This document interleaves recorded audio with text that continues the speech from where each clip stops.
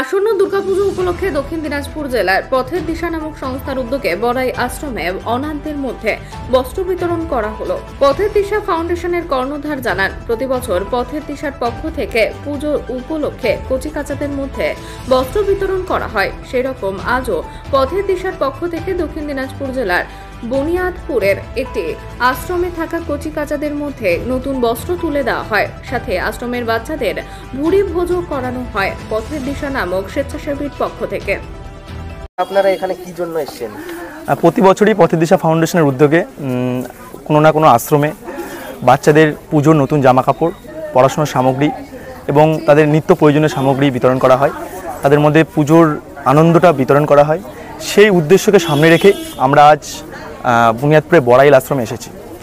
এখানে বাচ্চাদের মধ্যে আমরা সারাদিন সময় কাটালাম, তাদের মধ্যাহ্নভোজনের আয়োজন আমরা করেছি এবং সঙ্গে সঙ্গে তাদের পুজোর নতুন জামা কাপড় এবং পড়াশোনার সমস্ত সামগ্রী, খেলাধুলোর সামগ্রী সব কিছু আমরা প্রদান করেছি। নাম নাম মান্না সরকার, প্রতিষ্ঠাতা পথের দিশা ফাউন্ডেশন।